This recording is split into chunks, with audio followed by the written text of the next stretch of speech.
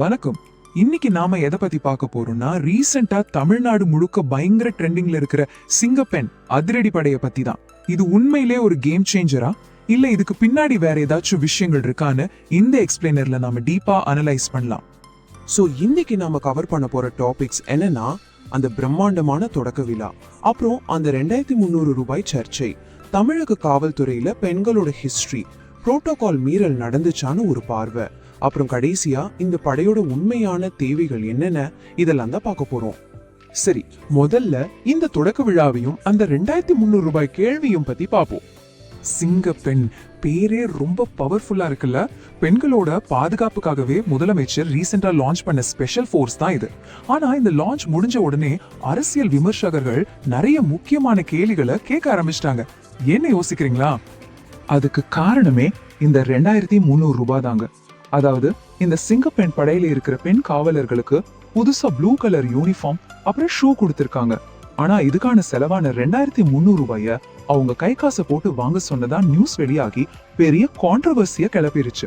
அரசாங்கம் ஒரு புது படையை உருவாக்குறப்போ அந்த போலீஸ் ஆபீசர்ஸ் ஏன் சொந்த காசு செலவு பண்ணணும்னு பலரும் ரொம்ப ஆச்சரியமா கேக்குறாங்க. இத பத்தி அனலிஸ்ட்ஸ் என்ன சொல்றாங்கன்னா, எந்த ஒரு ஸ்பெஷல் ஃபோர்ஸா இருந்தாலும் அவங்களுக்குன்னு தனியா ஸ்ட்ராங்கான ஃபண்ட் இருந்தா மட்டும்தான் அது சக்சஸ் ஆகும். யோசிச்சு பாருங்க, பேசிக் யூனிஃபார்முக்கே ஃபண்ட் இல்லைன்னா எப்படி பெரிய பெரிய பாதுகாப்பு ஆபரேஷன்ஸை இவங்க சக்சஸ்ஃபுல்லா பண்ண முடியும்னு ரொம்ப லாஜிக்கான ஒரு கேள்வியை முன்வைக்கிறோங்க. ஓகே, இப்ப நாம அடுத்த பகுதிக்கு போலாம். அதாவது இந்த பெண் காவலர்களோட பல தசாப்த கால வரலாறு. உண்மையை சொல்லணும்னா தமிழ்நாட்டுக்கு இந்த மாதிரி ஒரு விமன் போலீஸ் செட்டப் புதுசு கிடையாது. 1960s எல்லாம் பெண் போலீஸ்னா நம்ம சினிமால மட்டும் தான் பார்த்திருப்போம். ஆனா 1973ல உஷா அப்படிங்கிறவங்க வெறும் 22 கான்ஸ்டபிள்ஸோட முதல் பெண் எஸ்ஐயா அப்பாயிண்ட் ஆனது ஒரு மிகப்பெரிய ஹிஸ்டாரிக் மூமெண்ட். அதுக்கப்புறம் 1992ல 1000 விளக்கு பகுதியில முதல் ஆல் விமன் போலீஸ் ஸ்டேஷனை ஓபன் பண்ணாங்க. அது மட்டும் இல்லாம தமிழ்நாட்டுல ரொம்பவே ஸ்ட்ராங்கான பெண் அதிகாரிகளோட ஹிஸ்டரி இருக்கு. சாகித்ய அகாதமி விருது வாங்கின திலகவதி மேடம், முன்னாள் டிஜிபி லத்திகா ஷரண், அர்ச்சனா ராமசுந்தரம், பால நாகதேவி, இப்படி லிஸ்ட் போயிட்டே இருக்கும். இவங்க எல்லாம் ஸ்டேட் லெவல்ல பல முக்கியமான ஆபரேஷன்ஸை லீட் பண்ணிருக்காங்க. சோ விமன் போலீஸ் கட்டமைப்பு இங்க ஏற்கனவே ரொம்பவே ஆழமா வேரூண்டி இருக்குன்னு நாம தெரிஞ்சுக்கலாம். ரைட், இப்ப நாம மூணாவது பகுதிக்கு வருவோம். இந்த லான்ச்ல போலீஸ் புரோட்டோகால் மீறப்பட்டுச்சா? பொதுவா போலீஸ் டிபார்ட்மெண்ட் நிகழ்ச்சினா எப்படி இருக்கும்? செம ஸ்ட்ரிக்டா ரொம்ப டிசிப்ளினா இருக்கும் இல்லையா? பெரும்பாலும் போலீஸ் ஃபேமிலிஸ் மட்டும் தான் வருவாங்க. ஆனா இந்த சிங்கப்பெண் லான்ச்ல என்ன நடந்துச்சுன்னா, கிட்டத்தட்ட 1500 அரசியல் கட்சி பிரமுகர்களுக்கு ஸ்பெஷல் பாஸ் கொடுத்து கூப்பிட்டிருந்தாங்க. இது வழக்கமான போலீஸ் மரபுகளுக்கும் அந்த டிசிப்ளினுக்கும் சுத்தமா செட் ஆகலன்னு பல அனாலிஸ்ட் ரொம்ப கவலையா பாயிண்ட் அவுட் பண்றாங்க. அடுத்த ஃபைனல் செக்ஷன், பயிற்சி குறைபாடும் கட்டமைப்பு தேவைகளும். இது ரொம்ப ரொம்ப முக்கியமான பார்ட். அதாவது சும்மா ஒரு புது யூனிஃபார்ம் கொடுத்து பேர் வைக்கிறத தாண்டி கிரவுண்ட் ரியாலிட்டியில நிறைய சேலஞ்சஸ் இருக்கு. எக்ஸ்பர்ட்ஸ் என்ன சொல்றாங்கன்னா, இந்த படைக்கு மினிமம் 10,000 பேருக்கு மேல தேவை. ஆனா இப்ப இருக்கிற அலோகேஷன் ரொம்ப ரொம்ப கம்மி. அது போக இதுக்குன்னு ஒரு மேசிவ் பட்ஜெட் ஒதுக்குனாதான் வேலைக்காகும். ஆனா அதை பத்தி எந்த கன்ஃபர்மேஷனும் இல்ல. அதை விட முக்கியமா பாதிக்கப்பட்டவங்களை எப்படி ஹேண்டில் பண்றதுன்னு அந்த சைக்கலாஜிக்கல் ட்ரைனிங் ரொம்ப அவசரமா தேவைப்படுது. இதுக்கு ஒரு பெஸ்ட் எக்ஸாம்பிள் சொல்லணும்னா தூத்துக்குடி விளாத்திக்குளம் சம்பவத்தை சொல்லலாம். அங்க பாதிக்கப்பட்டவங்களை ஒரு பெண் காவலர் ரொம்ப ஹார்ஷா டீல் பண்ணது பெரிய அதிர்ச்சியா இருந்துச்சு.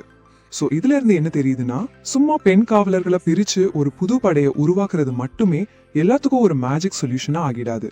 ஆளா பெண்ணாங்கிறத தாண்டி பாதிக்கப்பட்டவங்களை எம்பத்தியோட எப்படி அணுகணும்ன்ற பக்குவம் தான் இங்க மேட்டர். அதனால நிஜமான சிங்க பெண்ணா ஒருத்தர் களத்துல நிக்கணும்னா ஃபர்ஸ்ட் அவங்களுக்கு பேசிக் சைக்கலாஜிக்கல் ட்ரைனிங் வேணும்.